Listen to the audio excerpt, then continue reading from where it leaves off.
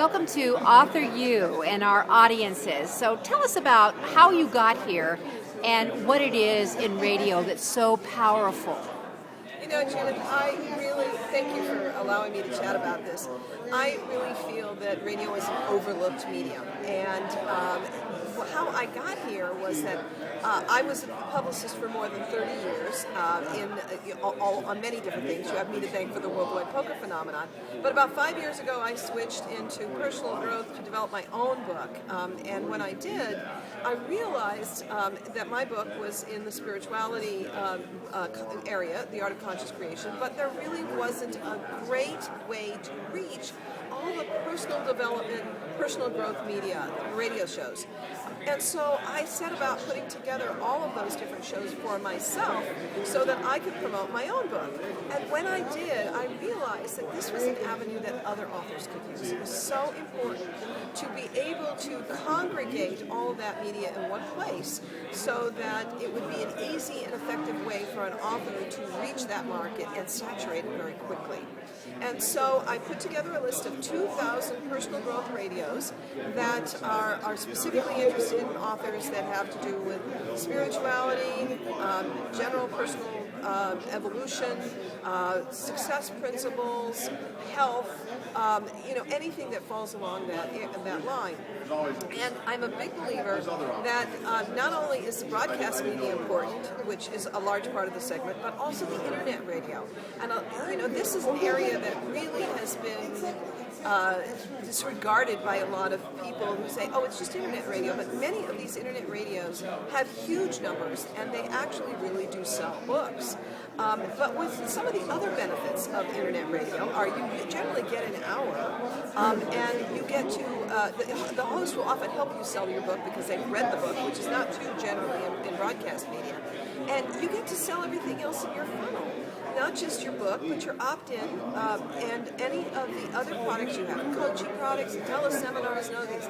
We actually coach our writers on doing that so that they make sure that they make maximum value of whatever time that they have. So what we do is we work with an author to either craft a media kit specifically for radio, if they don't already have one, and then write a very, very compelling pitch letter, because it's really the pitch letter that sells. And then we distribute it to this vast list, and then we wait for those responses by those hosts, just all coming back and saying, we want to book this person, we want to send us the book first, and then we'll book them. And then we basically facilitate the meeting between the host and the author, and then the author can actually set up their time. So we don't get in the middle of that. We let them do that themselves. Of the many authors, Jackie, that you and the Conscious Media Relations group has worked with, what kind of percentage numbers do you see that go out? I mean, you talk about 2,000 radio shows. Well, generally, we're generally looking at between 30 and 40 a lot of times. It's kind of the general area that actually happen. But it can go way up depending on the recognition factor and the compelling topic. For example, one of our clients is Dee Wallace, an actress. You might have seen her on E.T., but she's been all over television movies. And Dee has a book called Bright Lights, Spiritual Lessons Learned from Acting. And we got her 85 interviews. Now, that is not common. No, but I think maybe her celebrity might have helped a little bit. No question about that. But we've also had authors that, like Ken Foster, where we got him 40 or 45, and some other people.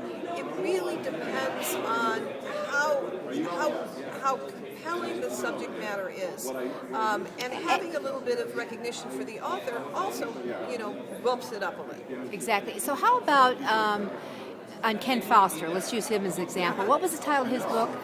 That was. It was on spirituality? Yes, it was on asking yourself the questions that are going to help you evolve. Love questions. Love questions, which is really imperative and important. Right. So in asking the questions, as you I think it might have been the best year ever, but I'm not sure. Well, in his book. So was he able to do a measurement? Because one of the things that's compelling about radio, and you're talking about people not seeing and understanding the real use of it, is that today, especially with the internet, which makes it hot, that it doesn't have to be live.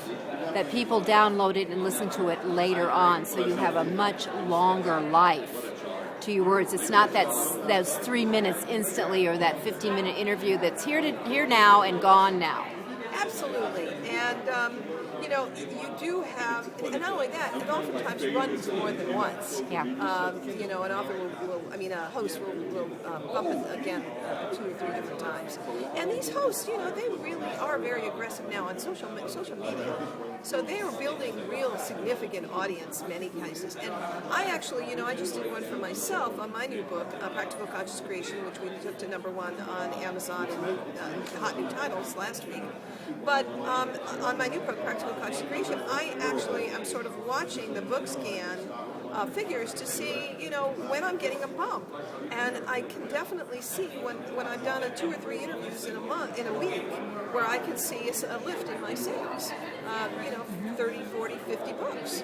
So, there can be a correspondence. Now, I'm going to tell you that some of these are going to be really small and some of them are going to be really big. But the important thing is you're really saturating the market so that people are saying, oh, I heard that about your book. I know that I heard it on so-and-so, and then I heard it again on such and such.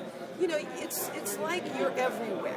Fabulous. Okay, in our wrap-up, what are maybe the top couple of mistakes you see authors routinely make in reaching out to work with someone like you? One is that they have expectations that may not be necessarily realistic.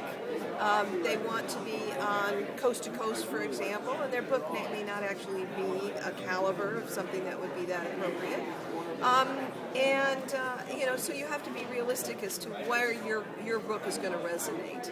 I think also some people come to us with books that really are too thin or that don't really have the kind of compelling message, because they can be very, very similar to other things that have been in the market. I understand this is a real benefit for people who are self-published, because a lot of times you cannot get into mainstream media with a spiritually oriented book, or this is a great alternative, but the message has to be unique enough. If you come to us with a book that sounds like everything else, it's not going to fly. So, I won't accept everybody. I'm not interested in taking people's money. I'm interested in being able to deliver people's messages effectively. So it's not everybody that we'll accept. We'll accept those ones that we know that is a compelling message that we can get results for. Well, that's a good bottom line. Good exit here. All right, well, so thank you, Jackie. Thank you. Thank you. All right, great. Thank you. I was embarrassed. I couldn't